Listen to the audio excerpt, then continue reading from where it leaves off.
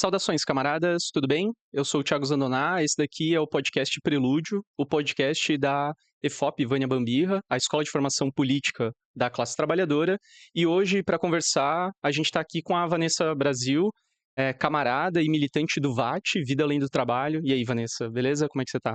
Beleza, Thiago. Primeiramente, eu gostaria de agradecer o convite, agradecer esse espaço. Eu acho muito importante a gente ter esse espaço, né, para que a militância de base consiga falar, né, ainda mais num momento como esse, onde a gente está sofrendo grandes repressões dentro do estado de Santa Catarina e no Brasil inteiro, né. Sim. Muito obrigada mesmo pelo convite. Ah, a gente que agradece. A gente tá nos primeiros passos do podcast, e uma das Uhum. coisas que a gente tem conversado, inclusive, digamos assim, algumas das particularidades que tem em ser militante comunista revolucionário aqui em Santa Catarina, ou melhor, na capital catarinense, em Florianópolis, e trazer alguém como você, que é uma militante já bastante conhecida, que está atuando em várias frentes de luta, uma camarada importante para nós e que sofreu uma dura repressão, né, que a gente vai tratar sobre isso, né, que foi a prisão durante a panfletagem no centro.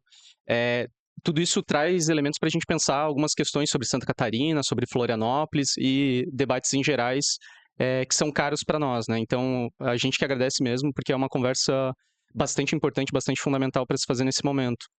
Eu queria começar te perguntando, Vanessa, para, enfim, se apresentar um pouco, conta a tua história, mas sobretudo se puder contar como que tu se tornou uma militante, em que momento você se viu como uma militante comunista, uma militante revolucionária, uma militante antissistema, conta aí pra gente. Então, eu vim já de uma linhagem de luta, né, desde criança. A minha avó e a minha mãe foram mulheres de luta, né. A minha mãe, ela fazia parte do MST, inclusive. Eu comecei a minha Hum, militância ali, desde criança. Depois, através da Marcha das Margaridas também, né, foi aonde eu tive meu primeiro contato com as ruas e ali ainda criança, né.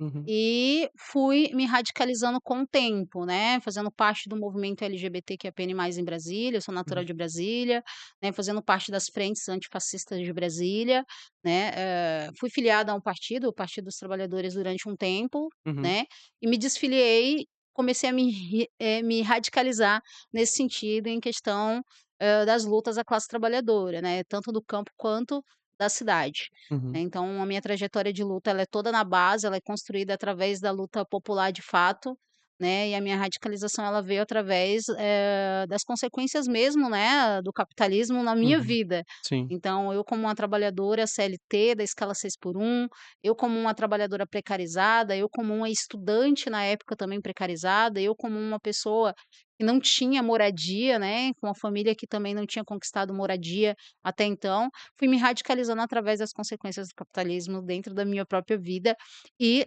na observação também, né, uhum, da questão do funcionamento social e da exclusão das uhum, pessoas em vulnerabilidade. Então, a minha militância ela veio muito realmente através da realidade que a gente vive, uhum, né, desde o tempo que eu era adolescente até hoje. Todas uhum, as agressões, né, psicológicas, físicas, materiais, né, que eu vivi e vivenciei, me uhum, fizeram radicalizar cada dia mais, e hoje eu me considero, né, uma militante comunista, radical uhum, dentro da esquerda, e, cada dia mais a gente vai colhendo, né. Eu sou conhecida como a militante de todas as lutas, uhum, porque de fato sim, não existe a gente conseguir pegar apenas e selecionar uma luta sim, dentro da realidade que a gente vive hoje, que uma luta está realmente interligada com a outra. sim, Então sim. foi assim o meu processo até chegar aqui, né.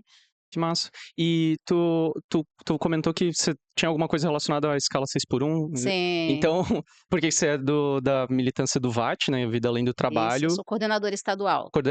coordenador estadual aqui em Santa Catarina, do Isso, VAT, e você durante qual período você trabalhou na escala 6 por 1?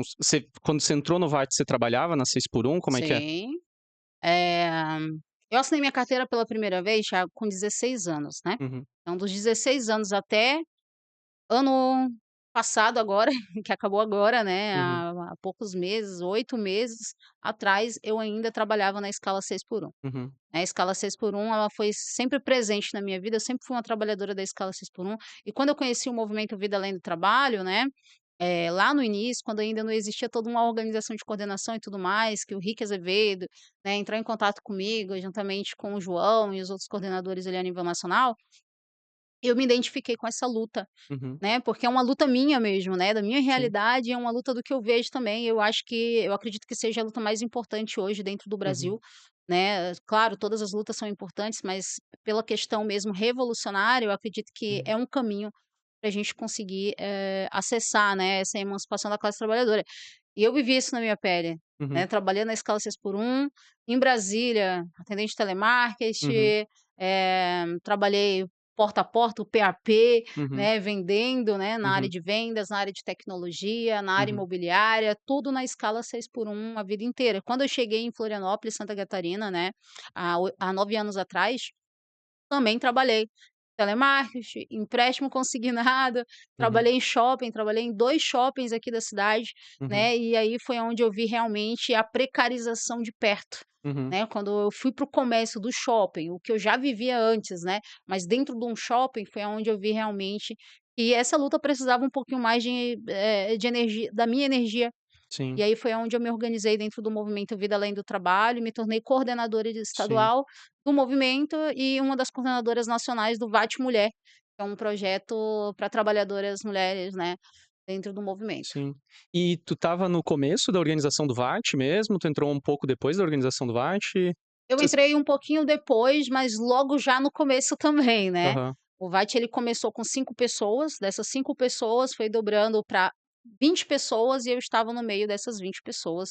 E uhum, aí foi crescendo e hoje nós uhum, somos 27 coordenadores do Brasil inteiro, né. uhum, E nós temos, sei lá, centenas de militantes no Brasil inteiro, né. sim, sim, Então a gente começou ali, eles começaram com 5 coordenadores, uhum, né, o Rick, e mais alguns ali, uhum, e depois eu entrei dentro do grupo, do uhum, WhatsApp que era o geralzão, né, me uhum, identifiquei bastante e tudo mais, tive uma conversa com o Rick, com outros ali, acrescentei algumas ideias e me tornei coordenadora estadual.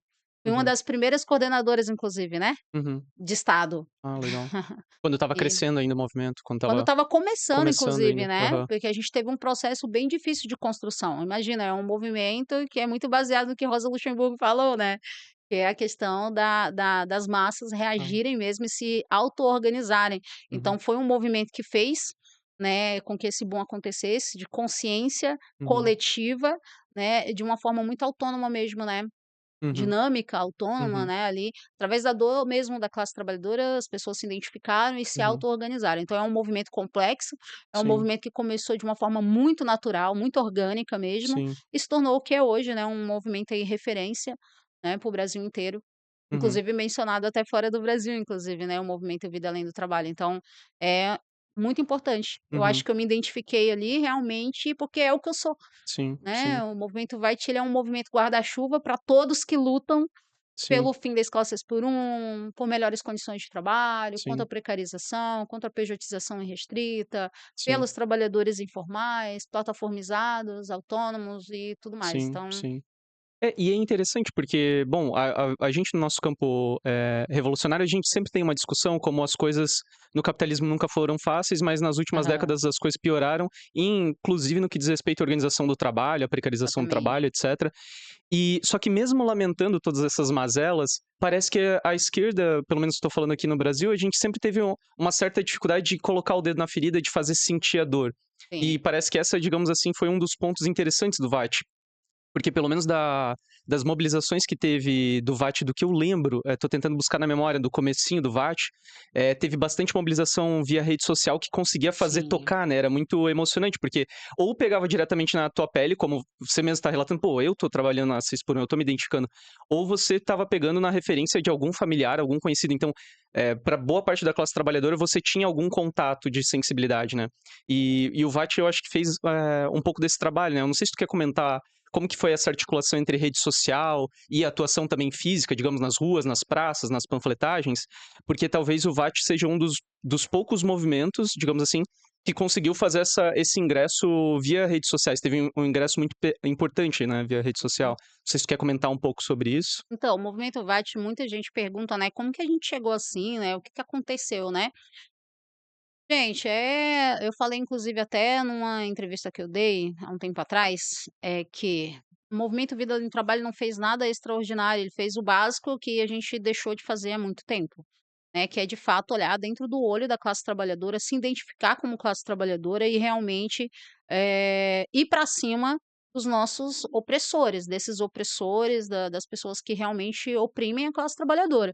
Então o Veit ele fez o arroz com feijão que tinha um tempo que a gente não fazia. Uhum, As redes sociais foram realmente uma consequência de um trabalho de base, é importante a gente frisar que as redes sociais elas vieram depois do trabalho de base. uhum, Kiko Azevedo ele começou, né, ali com o TikTok, sensibilizou, organizou os grupos de WhatsApp quando começou tudo isso, uhum, mas havia um trabalho de base, uma panfletagem nas ruas, ao uhum, mesmo tempo, de forma simultânea, hum, né, ali com o trabalho das redes sociais. Então, assim, a base também é as redes sociais, é importante a gente entender essa dinâmica do VAT para trazer essa importância da gente poder não ficar somente nas redes sociais, mas uhum, também nas ruas, e uma coisa eleva a outra, né, porque uhum, o trabalho de base é aquele trabalho que você vai olhar dentro do olho da classe trabalhadora, do trabalhador, da trabalhadora ali, onde ela vai uhum, se identificar contigo, porque ela vai ver que não é um inimigo do outro lado, não é uma sim, pessoa que está se aproveitando de fato, né, e o VAT ele tem, de fato, essa credibilidade com os trabalhadores por causa disso. E as redes sociais, ela potencializou muito mais, ela começou ali no TikTok, que é uma rede, né, extremamente difícil de furar a bolha ali, né, a sim, esquerda brasileira tinha um grande problema ali em furar a bolha dentro do TikTok, e o Rick conseguiu alcançar isso através das necessidades básicas da uhum, classe trabalhadora. Imagina, tempo. sim, Tempo é algo precioso para a classe trabalhadora e a classe trabalhadora está dentro de uma dinâmica, uma lógica capitalista tão grande que acaba não nem, ficando paralisada, né, vamos se dizer assim, sim, paralisada, referente à sua própria realidade, uhum, né, e o VAT ele foi importante nisso, no despertar. Eu costumo dizer que o VAT ele é um agitador, é um sim, movimento agitador das massas, é um movimento de despertar. A gente conseguiu despertar tanto os trabalhadores e as trabalhadoras, né, que estavam ali naqueles momentos de fato, eh, entorpecidos uhum, pela pelo materialismo, né, de uhum, suas vivências, até mesmo os ativistas, militantes, organizações e partidos que já tinham, infelizmente, né, se afastado um pouco da classe trabalhadora, né, e sim, das suas reais necessidades, sim, né. E eu acho que o VAT ele foi estratégico nesse sentido. E sim, claro, tem um propósito nisso tudo, né, que sim, muita gente ainda não entendeu. Mas é extremamente importante a gente falar sobre como que a gente conseguiu alcançar a classe trabalhadora, através do básico que a gente esqueceu de fazer. E o VAT veio para relembrar, uhum, né, porque veio da classe trabalhadora para a classe trabalhadora com a classe trabalhadora. Não veio de cima, uhum, foi construído realmente da base e através dos trabalhadores e as trabalhadoras brasileiras, né. sim, Então eu acho que isso trouxe um pouco mais de força. sim, É um trabalhador conversando com um trabalhador.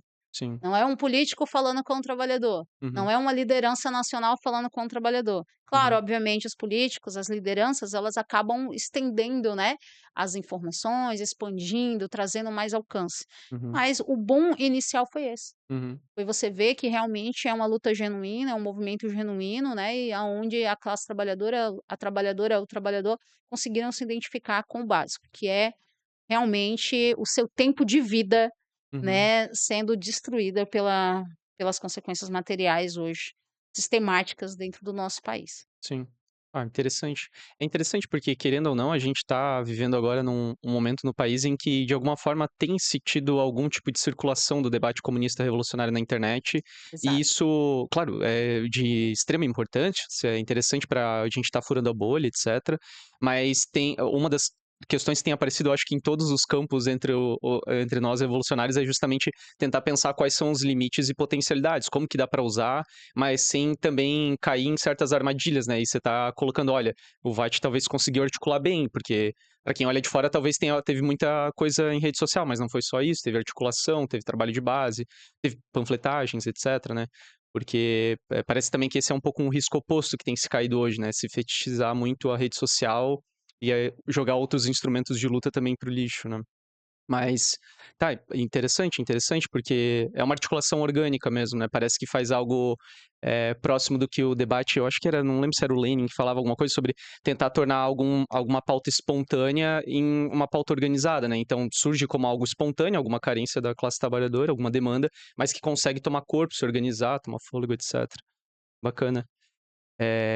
E é interessante porque, bom, a gente te trouxe para falar sobre um caso enquanto você estava panfletando, né, então tem, digamos assim, a ver com a atuação da militância na praça, na rua, etcétera, né. Sim, Então talvez a gente pudesse já começar a entrar sobre isso, né. Antes de falar necessariamente sobre a panfletagem, contar sobre qual que é o contexto, né.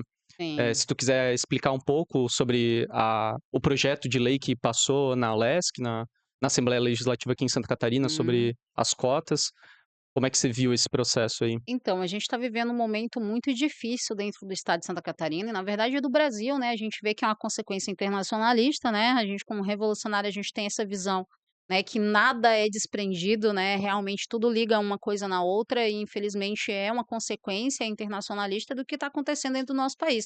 E Santa Catarina está servindo como laboratório, inclusive, de estado de exceção, né? Em relação a muitas demandas, né? Demandas essas da extrema-direita mundial, demandas essas da extrema-direita nacional, demandas essas do capitalismo mesmo, do neoliberalismo e tudo mais. E as cotas nas universidades sempre foi um tema prioritário para que eles destruíssem, né. Uhum, "Olha, somos contra cotas raciais, somos contra qualquer tipo de cota, justamente porque não interessa a eles que pessoas acessem, pessoas que estão ali, que têm, né, que já sofrem um racismo estrutural dentro do nosso país, né, eh, tenham acesso ao estudo, à oportunidade e ocupem locais de poder e decisão, uhum, né. Então a gente sabe que o plano é esse. Esse projeto de lei ele veio como um tapa na cara, na verdade, né, para a população de Santa Catarina, que já é uma população infelizmente o nosso estado, ele já tem ganhado grandes repercussões, né, por projetos de lei absurdos nesse tempo todo que a uhum, gente, está vivendo, né. E, vê um tapa na cara dos estudantes, da classe trabalhadora em si, né, da comunidade organizada do movimento negro, né, e toda a população catarinense, porque isso fica feio para o nosso estado inteiro, né, o nosso estado uhum, ele já tem aquele já é taxado como um estado racista, elitista, pessoas, que excluem as outras, xenofóbico e tudo mais. Aí você aprova um projeto de lei que proíbe cotas raciais nas universidades de Santa Catarina. É realmente um absurdo a gente se tornar o primeiro estado do Brasil a aprovar um projeto de lei que proíbe cotas raciais uhum, dentro das universidades de Santa Catarina. E isso é gravíssimo, sabe. As pessoas podem dizer: "Ah, mas isso é um debate complexo que a gente faz dentro do Brasil e tudo mais", mas não, isso é plano, isso é estratégia, isso de fato já faz parte desse planejamento e Santa Catarina está servindo como laboratório de exclusão, né, de tentativas de exclusão, de excluir essa população negra que nós somos, né, 25% da população de Santa Catarina. uhum, Nós somos 25% da população. E a gente já tem realmente um grande problema que essa porcentagem não consegue, né, nem 10% dessa porcentagem consegue ocupar locais, lugares de poder, de decisão, de uhum, lideranças, né. E se você tira o ensino, a educação, os acessos, né, você acaba potencializando mais ainda a exclusão, potencializando mais ainda o anulamento dessas pessoas dentro da sociedade. Então essas pessoas não conseguem reivindicar, porque elas vão entrar dentro de uma lógica de exploração, inclusive, né, aí a gente vem, as pessoas não conseguem terminar, não conseguem uma oportunidade na universidade, as pessoas conseguem, né, vão ter que ir para ali para a CLT, vão uhum. estar com seu trabalho precarizado, e elas Sim, não vão conseguir reivindicar.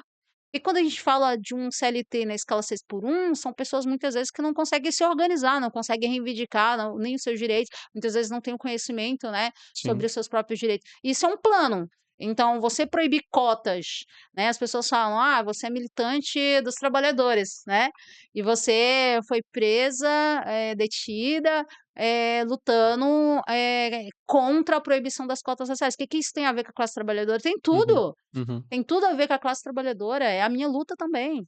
Eu não sim, sou uma universitária, né, mas para mim tem tudo a ver, porque é um plano, uma coisa que leva a outra, fora todo o racismo estrutural que o nosso país já vive, né, e o sim, nosso estado também tem. sim, Nós somos o estado que a Sônia, né, a Sônia Maria de Jesus está lá, condenada a 40 anos que ela ficou, inclusive, né, sim, está inclusive dentro da casa de um desembargador, onde ela sim, foi resgatada por situação análoga à escravidão. sim, E a justiça de Santa Catarina, a justiça brasileira, mandou ela de volta para casa Pois é, foi dele. recentemente isso inclusive, né. Exato. Então, Sim, assim, esse é o estado de Santa Catarina, essa é a justiça de Santa Catarina, e esse é um plano, isso não é algo desprendido da realidade, é um sim, planejamento. Os casos que a gente tem visto, as falas do governador, as falas de políticos de extrema direita sim. contra a comunidade negra, contra a comunidade migrante, isso Uhum. tudo é interligado, é um racismo estrutural que serve, inclusive, como ferramenta de exclusão dentro do plano capitalista. Sim, Então, esse projeto de lei é um projeto absurdo. É um sim, projeto de lei que, de fato, tira o acesso das pessoas à universidade, sim, né. A gente teve um crescimento de pessoas dentro das universidades, pessoas negras, né, na Universidade de Santa Catarina, e através desse crescimento a gente conseguiu levar mais pessoas para espaço de decisão, poder trazer mais, possibilidades, mais oportunidades para essa comunidade. E com certeza incomodou essa elite, elite branca, elite racista, elite sim, excludente. E nisso aprovaram um projeto de lei absurdo, sim, na qual a gente hoje está reivindicando para, de fato, que seja vetada sim, e ou derrubada dentro da sim. justiça, porque de fato é totalmente inconstitucional e irreal. Pois é, eu ia comentar isso contigo, porque uma das questões que isso chama atenção, uma questão que chama atenção é que quem foi o redator ou agora quem, propôs o PL, se eu não estou enganado, foi o Alex Brasil, né. Isso, E ele do eu não PL. é, do PL, a grande maioria é do PL, inclusive aqui em É, Santa a gente tá em Santa Catarina, né, então tem essas questões. E uma da não sei se você lembra, mas, até pouco tempo atrás eu ainda era um mero estudante na graduação, né, e na UFSC a gente teve muita mobilização na UFSC, etcétera, e esse cara era um cara que estava a todo momento lá fazendo videozinho, pegando a então tem essa característica, tem essa questão de se o MBL usa bastante isso das universidades, mas o PL também esses quadrinhos que se cresce em TikTok, Instagram, eles têm essa característica meio de que pegar algum fantoche pra começar a bater, como se estivesse fazendo alguma luta social, alguma coisa assim. Então eles são, aqueles caras que fazem balbúrdia na universidade, etcétera, que fazem cotas, etcétera. Então, já tem isso da universidade de um tempo pra cá ser alvo de ataques da extrema direita, do Estado como um exatamente. todo. Isso não é à toa, a gente está num contexto em que muitas coisas estão precarizando no país, as políticas públicas estão ficando cada vez mais precárias e as universidades são uma delas. As universidades estão passando por um corte orçamentário gigantesco nos últimos anos. Mais um corte vem agora para o próximo ano, né? O Congresso acabou de aprovar mais um corte. E a outra questão vinculada a essa é que um dos pontos de inconstitucionalidade do projeto parece haver o fato de que ele fere diretamente a autonomia universitária. Porque tá lá, o artigo Exatamente. 207 da Constituição diz que as universidades gozam de autonomia universitária, né, então administrativa, de Exatamente. gestão financeira, e o que eles estão impondo é que, na verdade, um elemento que é importantíssimo, que é uma política de como vão ingressar, quem vai ingressar na universidade, não possa ser definido pelas próprias universidades. Mas agora o governo vai ditar quem pode ou não pode ingressar, ou qual vai ser a forma de ingresso.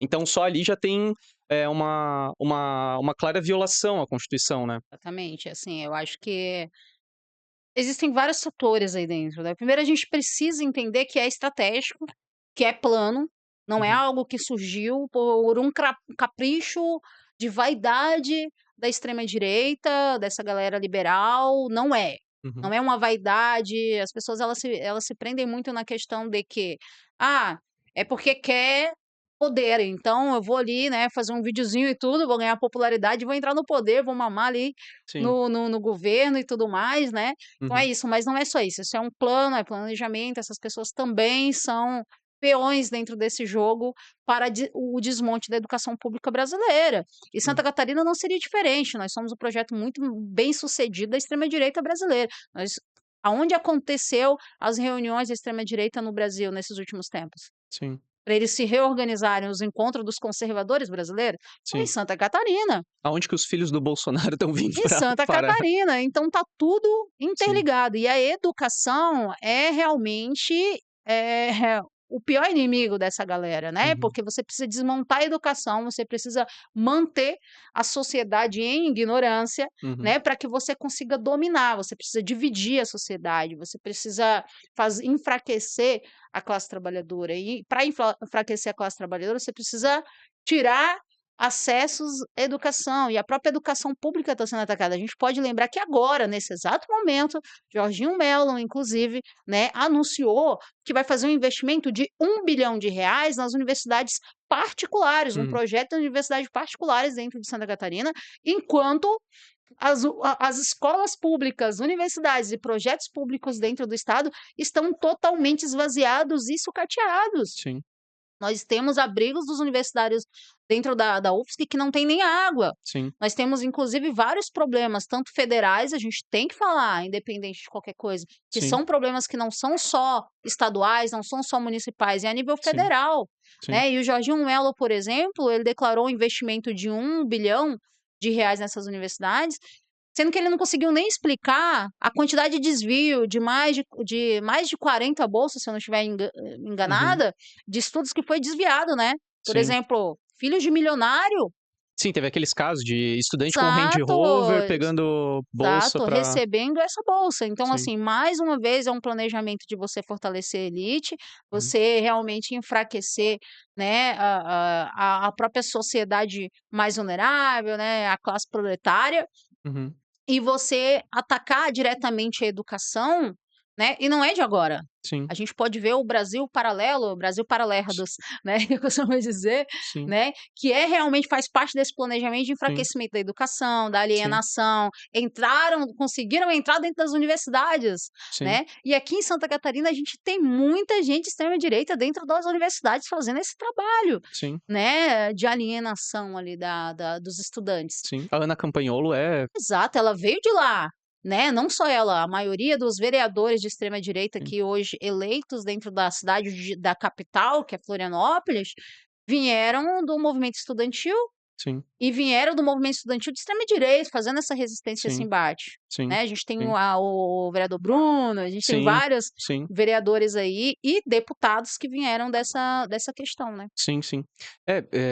Só sobre educação a gente poderia certamente vai ser um tema Muita que coisa. a gente vai ter que chamar algumas pessoas aqui para discutir, porque Santa Catarina é um dos Hum, estados, Paraná, São Paulo também são alguns estados que estão pegando muitas questões na educação.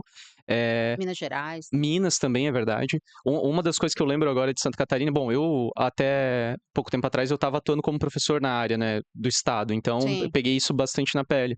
Mas uma das questões que chama atenção é talvez duas questões, é o fato de que a educação básica em Santa Catarina está literalmente desmoronando, está caindo aos pedaços, assim, literalmente eu tô falando assim, o teto está caindo na cabeça das pessoas, dos alunos e dos professores. E ao mesmo tempo é o estado que conseguiu inserir a semana da escola sem partido, né? Aqui em Santa Catarina a gente tem isso, né? Uma semana da escola sem partido, que em tese seria aquele momento então que a gente deveria falar de modo isento todos os lados, né? Então, contra a favor escravidão, contra a favor nazismo, etc. Porque isso seria o mote da escola sem partido aqui em Santa Catarina, né? A gente tem vários absurdos, mas enfim, mas esses ataques às universidades é talvez uma das pedras de toque, né. E aí eles Verdade. vão lá, aprovam um projeto que ainda não passou pelo governo do estado, né, a gente tá ainda nessa indecisão se o Jorginho Mello vai, promulgar ou não, né, a lei, porque isso também feriu alguns conflitos de interesse do andar de cima, né, então a própria secretária de educação foi se manifestar, acho que foi numa rádio no interior, né, que ela chegou a se manifestar: "Olha, talvez a gente tenha que rever isso".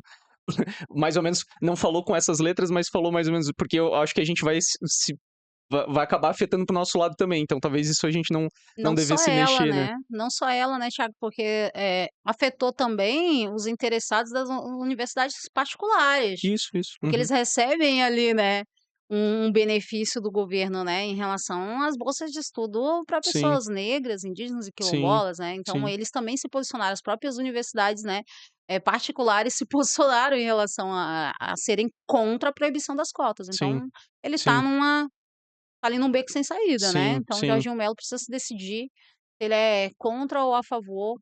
A sim, população catarinense, de fato, sim, 25% da população. sim. E aí chega uma questão que é daí então a fatídica questão, né, você tá se encontrou ali fazendo uma atuação, uma panfletagem, você estava Exato. panfletando na Praça 15 de Novembro, né, a principal praça aqui no centro de Florianópolis, da capital catarinense. E aí, simplesmente ocorre uma prisão pela panfletagem, o que é um absurdo com todas as palavras, né? Tá ferindo uma série de direitos, inclusive direitos constitucionais, de livre expressão, de livre atuação política. Cara, conta aí como é que foi, como vocês estavam panfletando, porque do que eu via o panfleto esse é o panfleto que vocês estavam Sim. panfletando que, em tese, foi o motivo da prisão, né. Uhum. E ele foi organizado por uma série de entidades, né, desde o Exato. VAT, mas também, vários movimentos. Então como é que estava funcionando essas panfletagens? Então, foi uma iniciativa através da Marcha da Consciência Negra, né, que é um grupo organizado, né, que já faz um trabalho aqui voltado realmente às lutas raciais.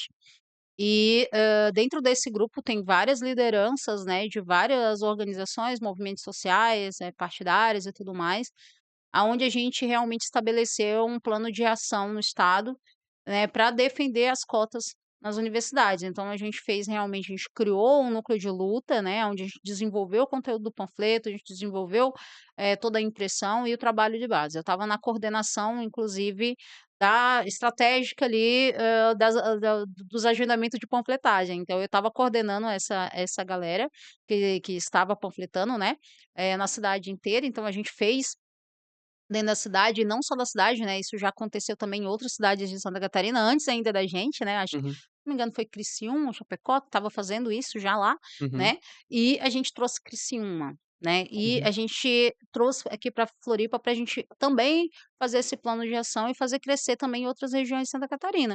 Então assim, ver a participação, da Marcha da Consciência Negra, a participação dos partidos políticos, a participação dos movimentos sociais, dos coletivos organizados, e, com certeza, da sociedade civil, uhum, também dentro uhum, dessa iniciativa, né. O nosso intuito realmente era chamar a atenção da população para a gravidade desse fato, desse projeto de lei ter sido aprovado na Alesc, e pressionar o governador para que ele vete esse projeto de lei, né. uhum. Então, assim, foi organizada por muitas pessoas, Sim, não sim. foi por mim, foi Uhum, por todo um grupo coletivo que estava dentro dessa iniciativa, né, em defesa das cotas sim. dentro das universidades. Então, é Tem isso, mais de 20 organizações do que eu tô vendo muito aqui, né, de mais inclusive. sindicato, partidos, etcétera. E aí Exato. naquele dia vocês estavam manifestando aquele momento você estava na praça, você estava sozinha, tinha um grupo, como é que estava? Naquele dia eu tô sempre na base, então um dia Sim. antes eu estava panfletando pela acessibilidade da nossa cidade, né, com as Uhum, pessoas ali no movimento PCD da cidade. E no dia de manhãzinha, 8 horas da manhã, eu comecei a organizar a nossa panfletagem, já estava agendada ali, né, com vários voluntariados e tudo mais, e eu comecei a panfletar, era 8 horas da manhã. uhum, E eu fiz vários turnos, porque eu fiz as impressões, né, a gente foi lá capturar as impressões, depois das impressões cortar os panfletos, depois cortar os panfletos, distribuir entre as uhum. pessoas que estavam escaladas, e a gente fez em vários pontos da cidade, não foi só ali. Ah, A gente fez no Centro-Leste, ali nos comércios, ali na uhum, Ercílio Luz, a gente fez no Ticem, a gente uhum, fez na Praça 15 e a gente fez ali na Catedral, né. hum, Na verdade eu fui detida na Catedral, não foi uhum, dentro da Praça 15. uhum, Eu fui uhum, conduzida até a Praça 15, né, hum, que eles queriam tirar ali a atenção do que estava acontecendo, né, e me jogaram hum, ali para o lado da Praça 15, mas foi lá na frente mesmo da catedral que eu fui detida. Então, assim, eu estava com, uma equipe de pessoas ali, de militantes ferrenhos, né, militando ali, fazendo a distribuição do panfleto pacificamente, tanto que nós não tivemos nenhum problema em relação à panfletagem, o plano de ação, né, já estávamos trabalhando já essa panfletagem há um dia todo, assim, cansativo mesmo, e foi o momento aonde eu fui abordada. uhum. Eu não em nenhum momento é importante eu frisar, porque a deputada ela fala que ela foi abordada e tudo com um panfleto, em nenhum momento eu abordei a deputada, é importante frisar, Uhum, em nenhum momento eu entreguei um panfleto para ela, uhum. muito menos inclusive eu desconhecia a posição dela dentro do local que estávamos, eu Só nem viu tinha quando visto ela ela. apareceu com os policiais. Exatamente, levei um susto inclusive, né. Uhum, Falei: "Meu Deus, aqui uhum. uma faixa", Sim, né, sim, aqui. E aí veio ela com os policiais e também a secretária de segurança, junto com que é vice-prefeita de sim, Florianópolis. Então, sim, assim, levei um susto de fato. Eu estava abordando, eu estava conversando, explicando inclusive para uma família ali, né, o que estava se tratando. É pacífico, já estava acontecendo há um bom tempo, ela já sim. tinha sido abordada por outros militantes inclusive, não tinha sido eu. Até então, né, ela ali ou as outras pessoas pegaram o panfleto em volta dela, em todo o local ali, estavam pegando o panfleto tranquilamente. A própria polícia militar Uhum. de Florianópolis recebeu o nosso panfleto em mãos, Sim, né, sim, e não haviam me abordado. Então é importante eu dizer que a polícia militar de Florianópolis recebeu o panfleto, porque eu entreguei para eles, sim, e eles em nenhum momento viram algum crime ali, sim, quando eles receberam esse panfleto. sim. Mas eu fui abordada como uma criminosa, né, denunciação caluniosa, né, foi o que eles me acusaram, né, Ah, essa foi a acusação então. denunciação caluniosa, exatamente. Uhum. E aí, quando eu vi, eu virei, né, eu estava sendo abordada por 3 policiais militares, a vice-prefeita e a deputada, Sim, sim, né, e depois de 3 policiais viraram 7, viraram 10 e sim. Sim, e é a vice-prefeita da capital de Santa Catarina abordando um exatamente. militante, uma militante que estava panfletando. Tipo, E secretário de segurança. secretária de segurança e vice-prefeita, assim, não é pouca coisa, uma deputada estadual, uma das, se não foi a mais votada, assim, a gente não tá falando de pouca coisa, literalmente você se deparou com o aparato repressivo do Estado na tua frente, então, assim, eu acho que isso é o que assusta e o que dá a dimensão do problema que a gente tá enfrentando. Não foi, uma prisão aleatória, não foi só mais uma prisão, não foi uma coisa que já passou, porque, enfim, vocês conseguiram resolver, pelo menos com o delegado que estava de plantão rapidamente, né, por sorte. Cara, é uma coisa que dá um precedente, ou que poderia dar um precedente se não tivesse resolvido, Muito gravíssimo, né. grave. Não sei como é que vocês avaliam, como é que foi a questão jurídica também, porque, não sei, eu acho que, assim, dentre várias das violações que a gente tem visto ocorrer em Santa Catarina, e que não são poucas, né, basta lembrar aqui, talvez 2 que eu lembro de cabeça, antes da tua prisão, que foi um ataque muito grave que em 2024 o governo de Santa Catarina atacou o direito de greve, o direito constitucional de greve, ao começar a demitir professores que estavam em greve. E pegou Uhum. primeiro nos professores temporários. Eu acho que isso foi uma violação bastante grave, bastante importante. E o segundo foi também mais recentemente, também um pouco antes da tua prisão, que foi a invasão da sede da UP, da Unidade Popular, e também a Importantíssimo prisão de. falar Não foi a sobre prisão, isso. na verdade, mas foi. A polícia chegou a entrar na casa de alguns militantes do movimento Luta nas E vilas e favelas. apreendeu vários objetos, né, Sim, pessoais, como telefones e computadores, né, isso. então Então, assim, a gente tá vendo, digamos assim, dá pra se dizer até um crescente na capacidade. Estão testando algumas coisas. Isso é muito, muito perigoso. Isso cria um alerta pra gente muito importante, porque é isso, assim, a gente tá falando da vice-prefeita, de uma deputada estadual, e um bando de policiais militares intimando e levando preso uma militante que estava panfletando. E aqui, nesse ponto, já não interessa mais sobre o que que era a panfletagem, ou o que estava escrito, né? Porque você está panfletando politicamente, se opondo politicamente a deputados, ao Estado, ao poder público. E isso é o mínimo, digamos assim, que numa concepção liberal, iluminista, deveria aceitar a divergência, a possibilidade de você debater publicamente, em praça pública, literalmente em praça pública, debater as divergências, né? E aí a acusação foi de que você estava fazendo uma denúncia caluniosa, e salvo engano, do que eu tinha lido do relatório, era do trecho do panfleto, né? Porque eu acho que começa a aqui lista aqui atrás. atrás, conheça quem financia o racismo no sul do Brasil, e aí tá a lista dos deputados que votaram. E eu acho que esse foi, digamos, o mote que ela utilizou pra dizer, olha só, tá fazendo uma calúnia. O que é Exato. um absurdo, né? Eu não sei como é que vocês avaliam isso. Então, é bem complexo, né, voltando ao que você falou, realmente é um caso muito, muito sério. As pessoas ainda podem não ter caído a ficha da gravidade que foi isso, porque escalonou, né, escalonou como a gente como você falou, teve as repressões, inclusive os sindicatos começou lá atrás, Centrazem, você lembra da repressão do Uhum, uhum. Centrazem, depois veio a questão das universidades, veio a questão dos professores sendo perseguidos, né, Sim, inclusive tivemos professores sendo assediados pela polícia militar aqui dentro é importante a gente lembrar, sim, sim. professores sendo assediados, sofrendo assédio jurídico inclusive, né, porque a gente tem que lembrar que existe o assédio jurídico também, Uhum, né, e a UP, que é um partido legítimo, uhum. que foi de fato ali, reprimido, né, pela Sim, polícia militar e com certeza a mando de alguém. sim, Isso claro. não aconteceu por acaso, não é verdade? E agora, novamente, né, a questão da minha prisão. Isso é muito grave, Uhum, isso é muito grave. E a gente está falando de abuso de poder e autoridade. uhum, E a gente precisa falar sobre isso, a gente precisa falar sobre não pode deixar morrer, uhum. porque é um plano. como você falou, eles esticam a corda para ver até onde vai dar. Então vão testando sim, para ver os limites da nossa justiça, os limites de aceitação popular inclusive, né, Uhum. civil. Então, é bem grave mesmo, né, o que Sim. aconteceu. Eu acho que, a gente precisa denunciar.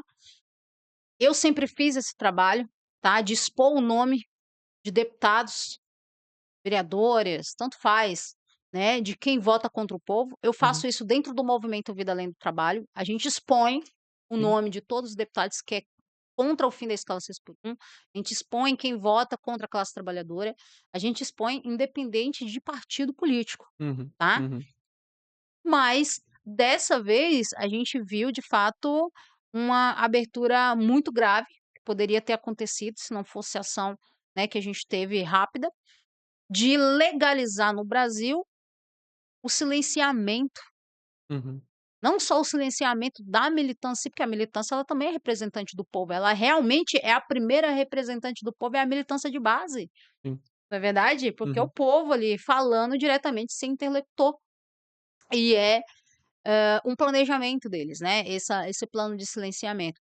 E a gente conseguiu, graças, né, eu vou precisar agradecer, né, ali os meus advogados, né, o Sartotti ali, o advogado Wilker, né, o doutor Ribeiro, Uhum. doutora Caroline, Era toda da assessoria jurídica do PSOL, é isso? exatamente, Uhum. né, foi agido rápido justamente, né, o PSOL, é o meu partido, né, e Sim. ele deu total suporte, Uhum. né, ali naquele momento jurídica, né, eu estava ali desesperada, o pessoal mandou ali para eles e, atentamente a presidente do partido, né, acabou cedendo todo o jurídico do partido, Uhum. né, e também do mandato do vereador Camazão e todos os outros ali, Uhum. para poder fazer a minha defesa e conseguir me tirar da delegacia, porque pelo Sim. clima eu não iria sair. Uhum. Se eu não tivesse esse suporte ali, talvez eu não sairia de dentro da delegacia, Sim. né, e foi bem grave, né.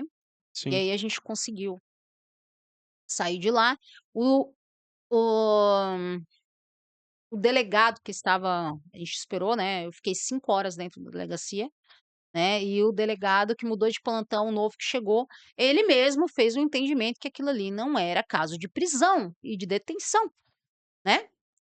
Então ele simplesmente não lavrou a prisão, ele Sim. simplesmente só fez ali o termo, né. Eu Sim. assinei o termo e tudo mais e fui liberada em si, mas fiquei 5 horas ali detida, eu não conseguia ir no banheiro, eu não podia ir no banheiro sem acompanhamento, né, eu Uhum. não tinha acesso a nada, e de fato eu tive que esperar os advogados ali para mim conseguir realmente essa defesa.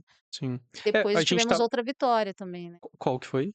A vitória foi a gente conseguir, pela primeira vez em muito tempo, né, um habeas corpus para panfleto.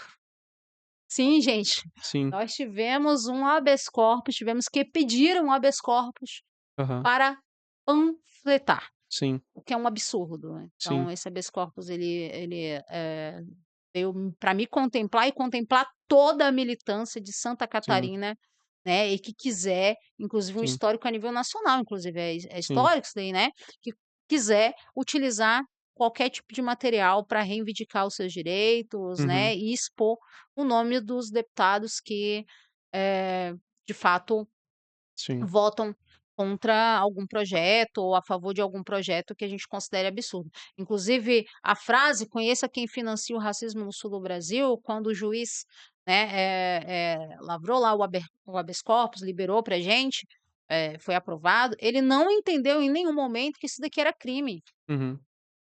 Em Sim. nenhum momento, ele de fato a gente colocou lá em anexo, né, como panfleto original, e ele liberou a utilização desse panfleto falando: "Conheça quem financia o racismo no sul do Brasil", com o nome de todos os deputados que aprovaram essa lei Sim. absurda. Então, judicialmente ficou entendido de que eu não cometi nenhum crime até Sim. então, Sim. né, mesmo assim ainda vou sofrer um assédio jurídico, estou sofrendo um assédio jurídico, né, tanto civil quanto criminal.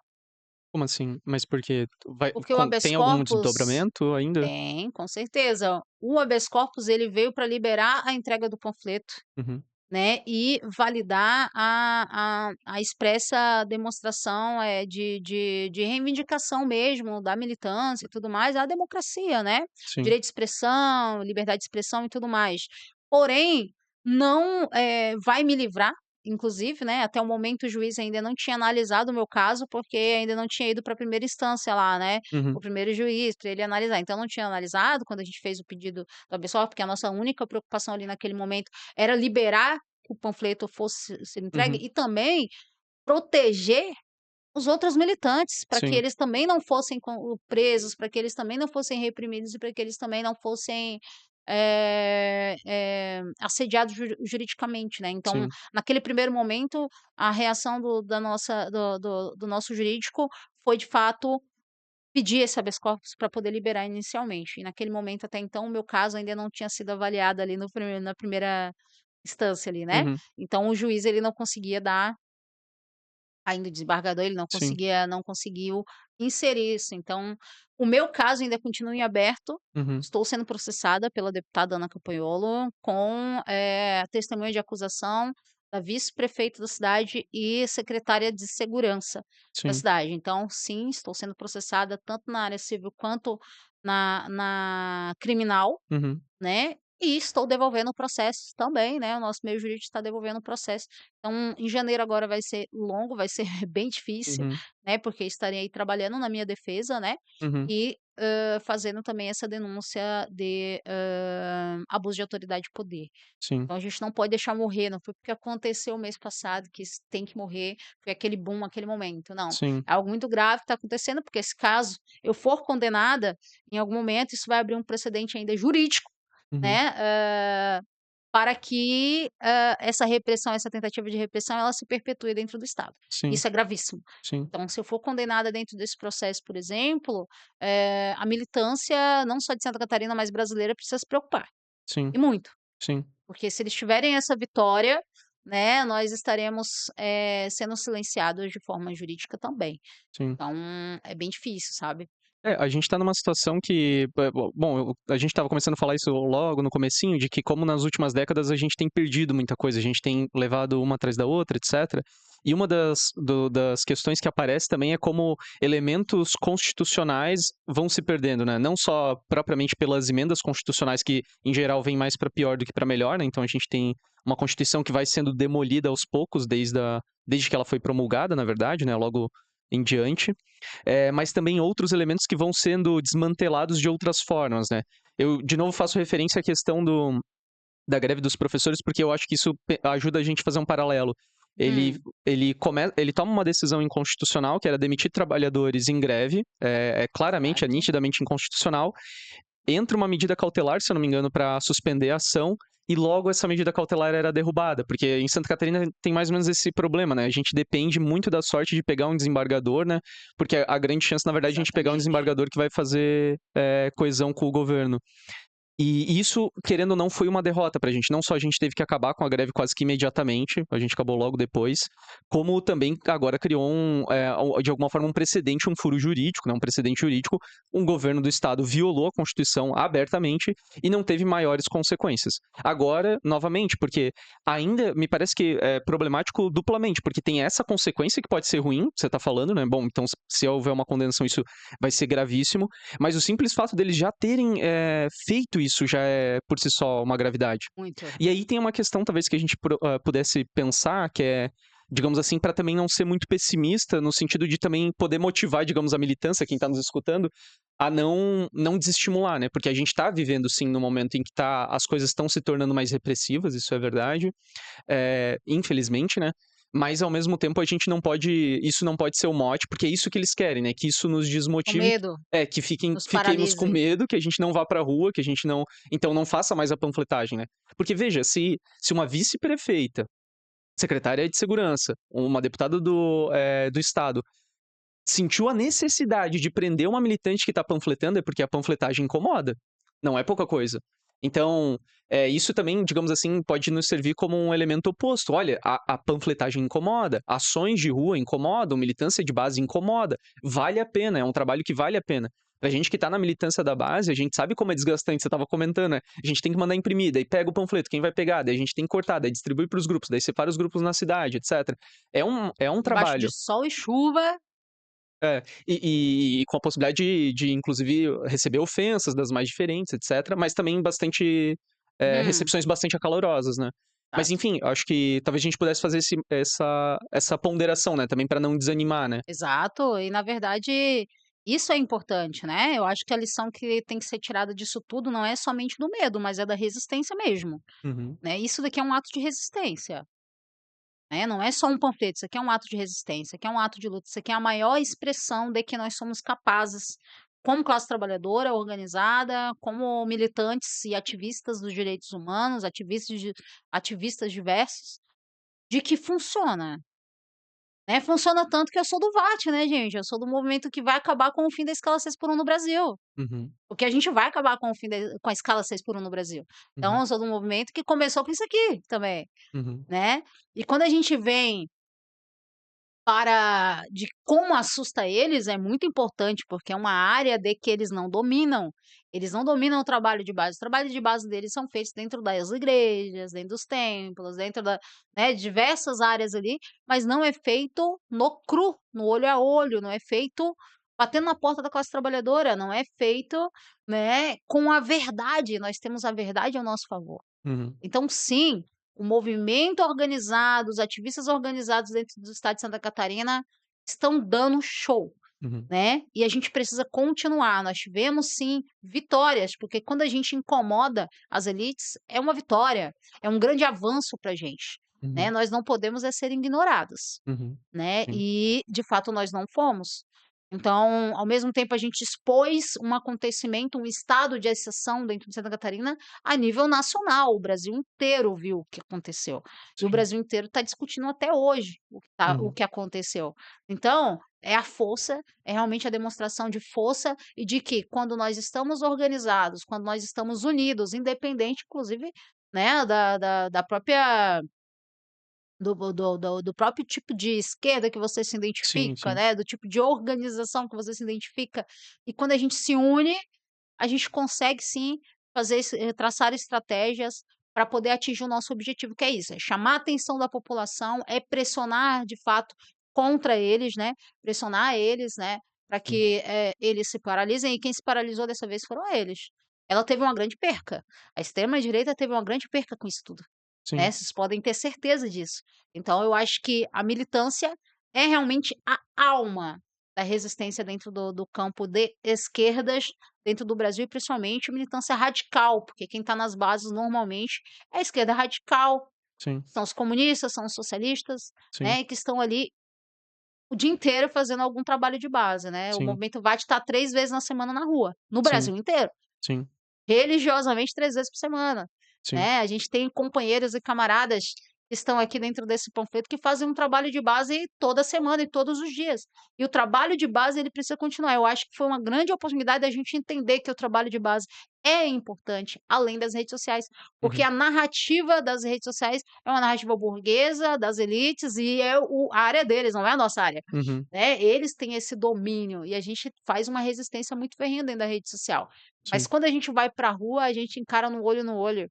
A sim, gente tem um momento ali de segundos ou minutos de conseguir conversar com as pessoas diretamente, uma sim, credibilidade maior, né, sim, então, é isso, eu acho que quem está nos assistindo, se sinta-se motivado, sim, tá, de fato com esse acontecimento todo, não com medo, eles não podem nos parar e eles não vão nos parar. sim, Isso daqui é só o começo, né, de um enfrentamento que nós faremos dentro de Santa Catarina e dentro do Brasil inteiro sim. contra a extrema direita. E 2026 vai ser uma oportunidade onde nós vamos fazer uma intensificação do nosso enfrentamento. Eu convido você que está nos assistindo, inclusive, para estar baixando esse panfleto aqui, que eu vou disponibilizar lá, A gente daqui a pode colocar na no vídeo. descrição também do vídeo, É, pra baixar o link. então, vou colocar lá o drive com esse panfleto. E Uhum, você que está assistindo a gente, dependente da região que esteja, faça a sua impressão e entregue esse panfleto. Você entregando esse panfleto, você vai estar ajudando bastante aí, a resistência dentro de Santa Catarina a sim, lutar contra a extrema-direita e o plano desse capital, né, que sim, tudo começa ali. Então, não é para desmotivar, sim, não é para sentir medo.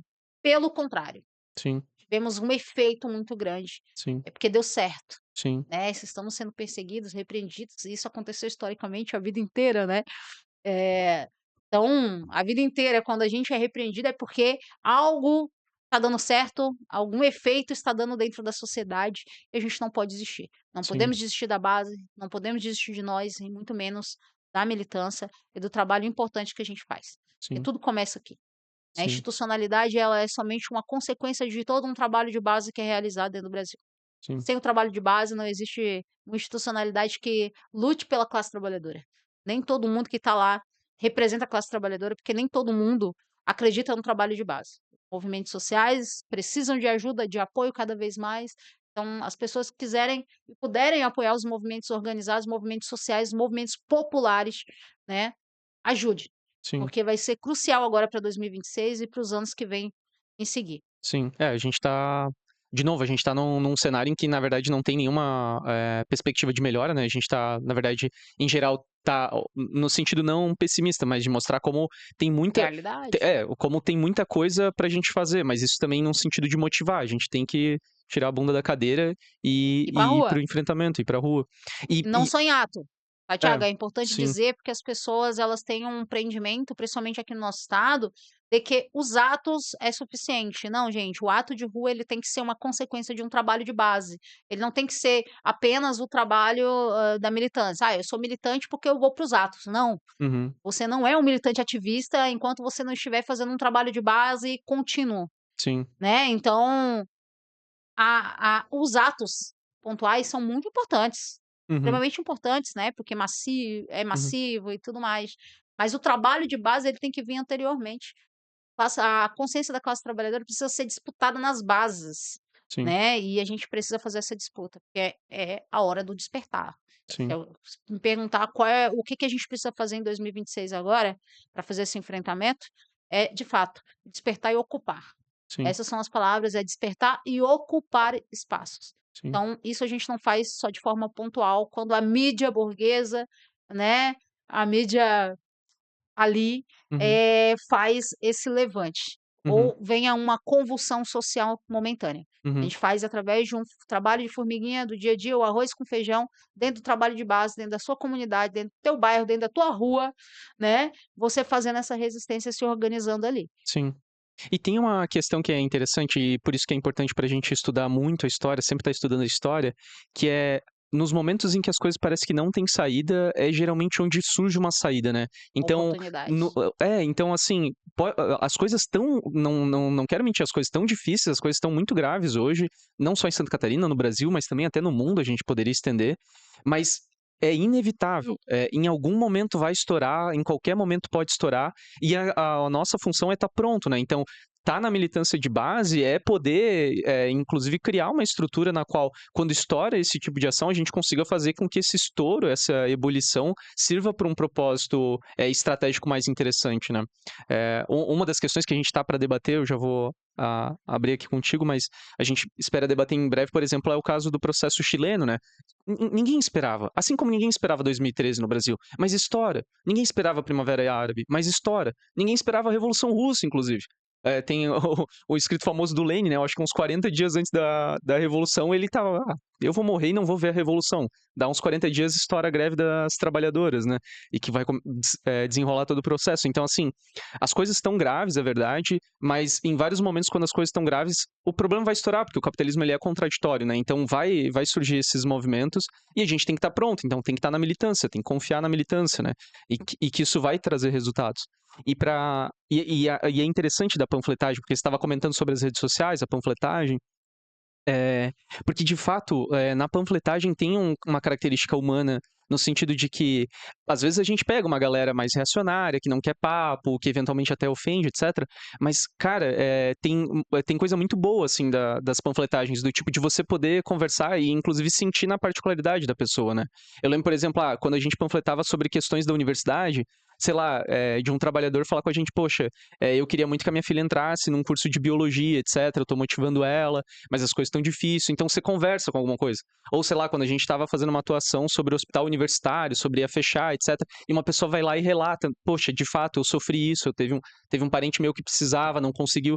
Então tu vai criando uma rede, inclusive de solidariedade, né, que vai ser mais ou menos é a nossa esperança, né, de luta. Então, acho que a panfletagem tem essa característica, né, porque você estava falando, bom, a rede social tem uma limitação, né, a gente até consegue entrar, etcétera, mas a gente não tá no nosso território, né. Tem dono a rede social, né, e donos muito bem oligopolizados, muito bem estruturados, né. Então, agora a rua a gente ainda, em algum aspecto, a rua ainda a gente consegue disputar com mais abertura, digamos assim, né, as casas, os bairros, as fábricas, etcétera, né, as portas de fábrica, pelo menos. É, eu acho interessante porque não é só um combustível, né, para que a gente tenha uma estratégia, crie uma estratégia de resistência, mas também é um combustível para dentro da militância, né?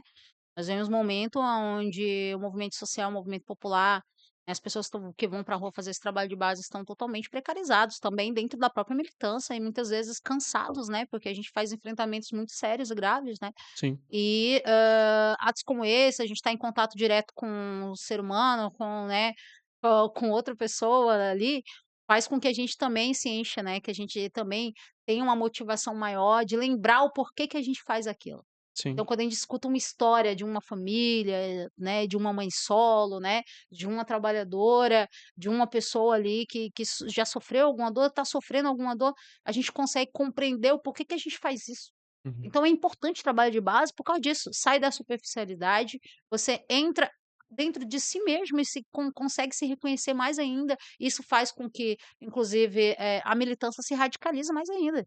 Sim. Né, então o trabalho de base é extremamente importante, né, por diversos motivos. Eu poderia estar aqui falando várias vezes por que que é importante estar nas bases. "Ah, mas panfleto é uma coisa tão", as pessoas falam, né, "panfleto é uma coisa tão, né, Século XX, antiga. século Nossa, agora a XIX, gente tem as redes sociais". É interessante, as redes sociais é importante, a gente Sim. precisa ocupar esses espaços, a gente precisa estar lá fazendo uma resistência, mas o trabalho de base é fundamental, é você humanizar esse processo.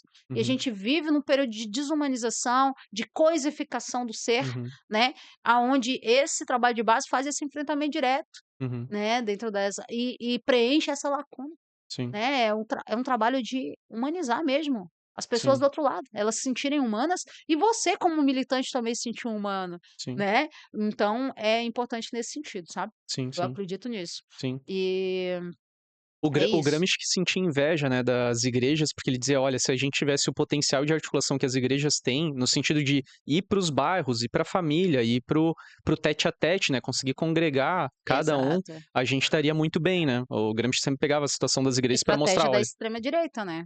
E Sim, foi uma estratégia nossa sim, também com as igrejas católicas, a gente tem sim, que lembrar disso. sim, sim, Né, nós tivemos essa estratégia também com as igrejas católicas e e ocupando espaço estratégico dentro das comunidades, isso na década de 90, né, década sim, de sim. 80 e tudo mais. E Uhum. hoje em dia a gente perdeu isso. Sim, E aonde nós não estamos, eles estão. sim, Então é tão importante ocupar por esse motivo. E o sim, trabalho de base ele é o primeiro contato com a rua, é o primeiro contato com essa ocupação, né, que a gente precisa fazer. sim, Né, e quando a gente fala de revolução, não adianta ser um militante revolucionário apenas na ablação, né, na falação ali, né, num sim, contexto teórico, sim, né. A prática e a teoria, ela tem que caminhar juntas, não sim, existem individualmente, não elas, né, não sim, existem individualmente. Então, se você é um militante revolucionário, uma militante revolucionária, um ativista revolucionário, você precisa entender que a revolução inclusive já começou. A revolução ela começa através da disputa da consciência da classe trabalhadora, e a gente está fazendo esse trabalho dentro do Brasil, sim, e do mundo sim, todo. A gente está disputando cada implosão ali e convulsão social, mesmo que mínima, que vai acontecendo, a gente vai expandindo a consciência da classe trabalhadora, né. sim, A revolução ela não vai ser algo, um fato isolado, marcado num relógio para tal dia que vai acontecer, né. Como você falou, ela vai acontecer a cada momento, mas existe um processo, né, até que esse momento aconteça. A revolução ela é diária, Rosa Luxemburgo falava muito sobre isso, sobre o despertar da consciência, uhum, né, e que de fato existe, né, essa luta da consciência que, a nossa guerra inicial tem que ser na disputa da consciência, e de fato a gente já está fazendo esse trabalho. E ele sim, precisa ser intensificado cada dia mais, né, ele precisa ser radicalizado cada dia mais. Quando a gente fala de radical, a gente tem que falar realmente sobre a raiz do problema. E uma coisa, Thiago, que eu vou falar aqui também é, os nossos discursos, uhum, né. A gente precisa trabalhar bastante os nossos discursos para nos aproximar o máximo possível da população, né, e principalmente da população mais carente, as pessoas que estão em situação de vulnerabilidade. sim, Então, como ser um revolucionário no século XXI, né, e no meio disso tudo, quando a linguagem, ela se intensifica como uma ferramenta de opressão e Uhum. alienação a nível internacional, né, a linguagem sempre foi Sim, uma ferramenta, sim, né, nesse sentido dos fascistas e tudo mais, sim, né, e a gente precisa resgatar isso. sim. Precisamos fazer as pazes com a nossa história, com a nossa linguagem, nos aproximar da classe trabalhadora, não como distantes da classe trabalhadora ou salvadores da classe trabalhadora, mas também fazendo parte dessa classe trabalhadora e nos entendendo como parte. Sim. Nós falamos sempre, classe trabalhadora não está se reconhecendo como classe trabalhadora. E você, Uhum. militante, ativista que está do outro lado, você se reconhece como classe trabalhadora?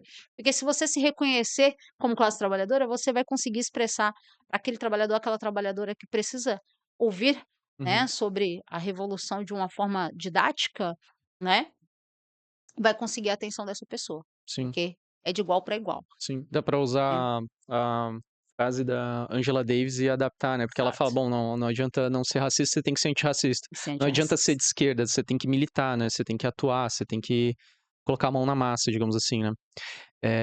Cara, eu gostei muito da conversa, eu da minha parte tinha das questões que eu queria saber, eu acho que mais ou menos Obrigada.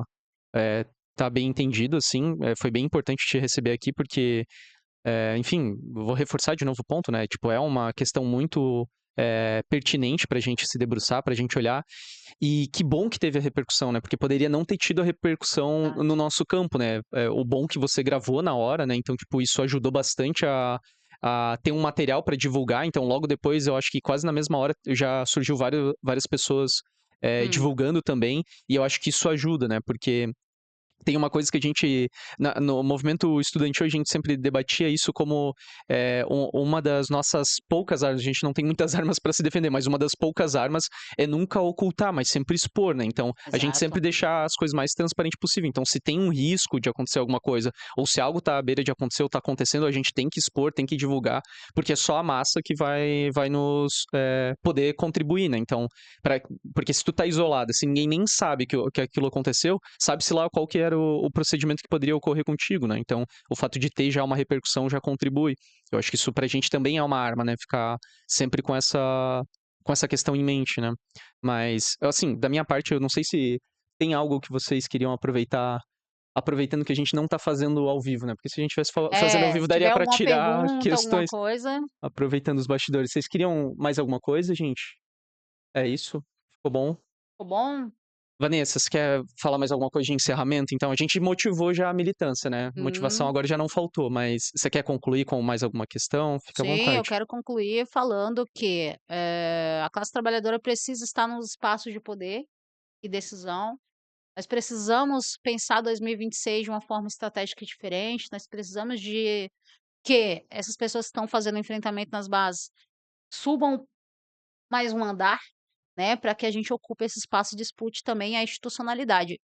Eu não sou uma pessoa que defende, né, totalmente a institucionalidade, eu acho que a institucionalidade muitas vezes está sendo utilizada como um instrumento, inclusive, de opressão, né, e de auxiliar da classe dominante, porém, eu acho que a gente precisa disputar esses espaços. Uhum, Então, 2026 nós temos uma oportunidade de colocar a classe trabalhadora dentro do poder, né, e nós não temos, hoje representantes dentro de Santa Catarina que possa bater no peito e dizer: "Eu represento a classe trabalhadora, eu trabalhei no shopping, eu trabalhei atrás de um balcão, eu fui para a rua vender qualquer coisa porta a porta uhum, e eu conheço a dor, trabalhei em cima de uma moto no aplicativo", né, a uhum, gente não tem representantes dentro do nosso campo.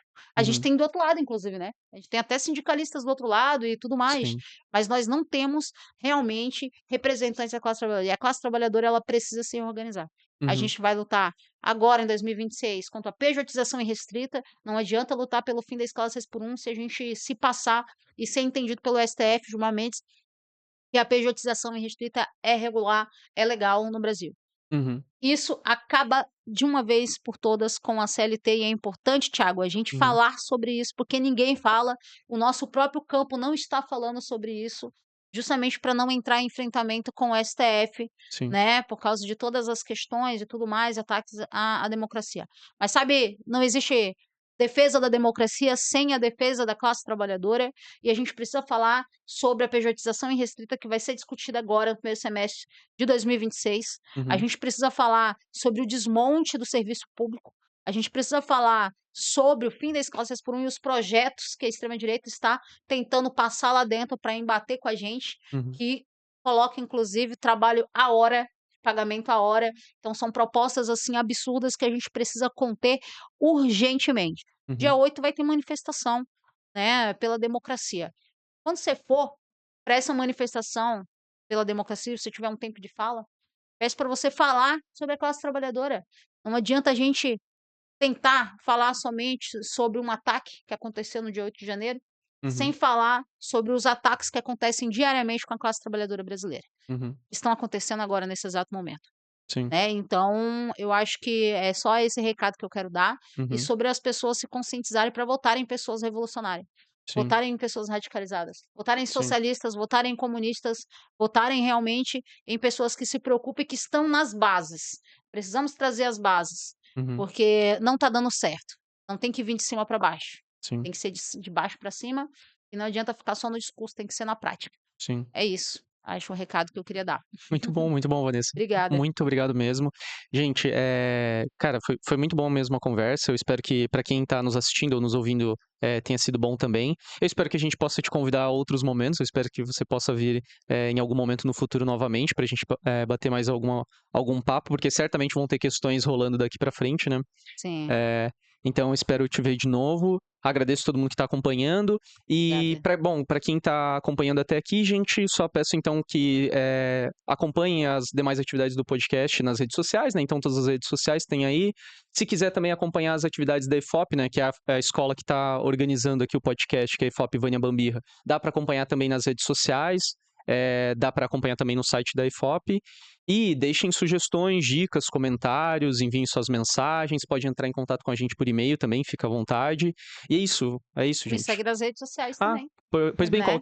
fala aí sua rede. Então, me segue lá no @vanessabrasil.kyll, KYLL, e também sigam o Movimento Vida Além do Trabalho, que é movimento underline bate, ou @movimento underline bate SC, que é o de Santa Catarina. Perfeito. Gente, muito obrigado. Até uma próxima. Tchau, tchau. Valeu.